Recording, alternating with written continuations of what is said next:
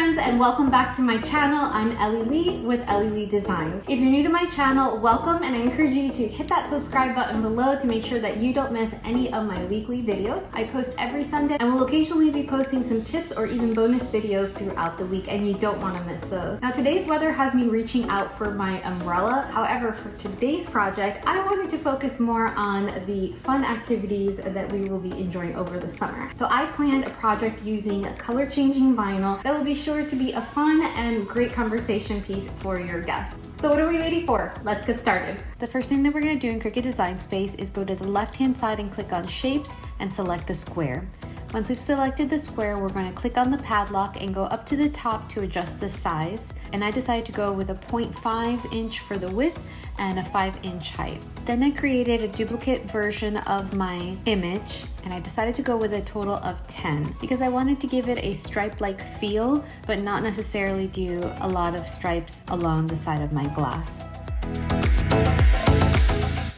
So once I duplicated my images, I went over to the Images tab, and then I typed in dots into the search box. I looked through the different images that were there and selected a few that I thought I could possibly work with, and then I clicked on Insert so that they can go onto my canvas. Then I played around with it a little bit just to see which one I really did want to end up going with, and eventually I went with this little gray bubble-like image. I wasn't going to use it as is, I was just going to use specific parts of it to slice those areas into the actual stripes or bars that I created. And there wasn't really any rhyme or reason to this process. I just played around with it and placed the dots, or the bubbles if you will, in the areas that I thought looked kind of cool. But again, it really is up to you. You can do it however you want to create the design that fits what you're envisioning.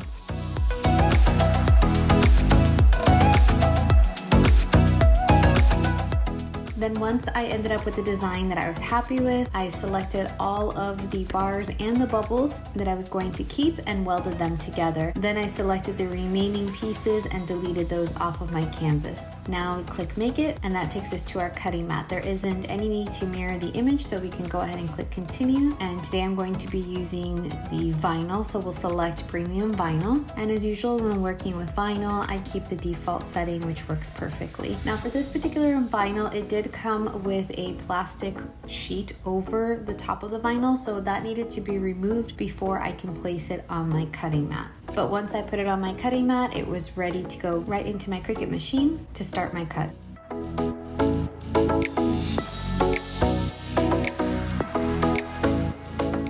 Now that my design or image was cut, I peeled the cutting mat off of the vinyl and I cut out my design so that I can begin to weed it. Now you'll notice here that I use scissors to cut the vinyl as I'm weeding, and that's not absolutely necessary at all, but I tend to get the vinyl stuck on my fingers and other parts of the image itself, so to avoid that, I just go ahead and cut it off when I'm working with larger pieces. I also have my lint roller there, and I had planned to use it, but then I kind of got this idea of maybe keeping those little circles that I was removing from the actual bars, because I thought maybe in the end I could use them. And then once all the weeding was done, I grabbed my transfer tape to apply my weeded out vinyl onto the transfer tape. Now recently I found a secondary use for the squeegee that I'm using in this tutorial, and I'll be sharing that in just a second, but I'll make sure to include a link below to the site where I purchased it. It's a really great squeegee. If you don't have one already, I definitely recommend it. And I have to say, this is the first time that I'm using this vinyl, and I was extremely pleased. It transferred perfectly, so I'll make sure to leave that in the description box below as well. Okay, so next I grabbed my glass that I had purchased at the Dollar Tree for $1, and I cleaned it just to make sure I had a nice clean surface to work with. Now the one thing I did forget is to put on a pair of gloves to make sure that I didn't transfer any oils or anything like that while I was working with the glass, but it worked out. But I do recommend that you use some gloves or something just to keep your hands or any oils from your hands to transferring back onto the glass that you're working with. When I first started to apply the vinyl, I did mark the glass because I had intended to be very specific with my measurements, but then I just randomly out of nowhere decided I'm going to just freehand it and place these bars or stripes wherever I just felt looked appealing to me. And I also did the same with the bubbles because I just wanted it to be different. I no longer really wanted it to have more of a symmetrical look. So honestly, I just swung it and hoped for the best.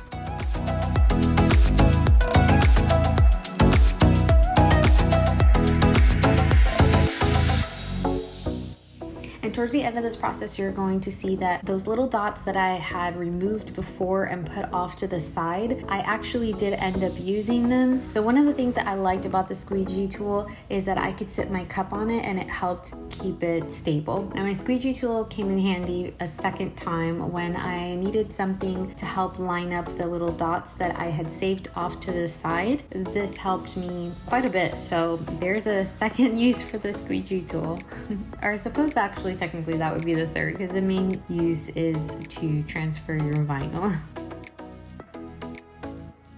And just like that, we've got ourselves a beautiful summer glass that you can use to serve up some really fun drinks this summer.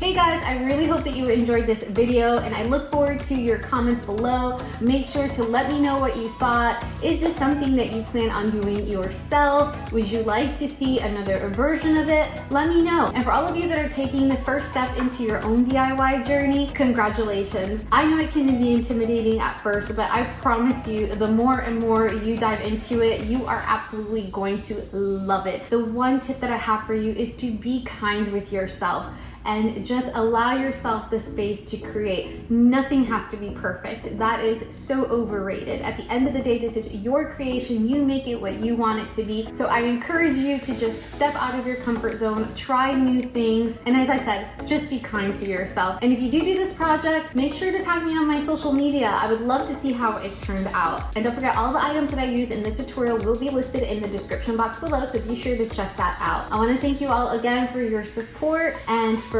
being a part of my growing YouTube family. I am so excited to have you all here. And just one more thing, guys, be sure to take a look at the other videos that I've uploaded and let me know what you think. And until next time, bye.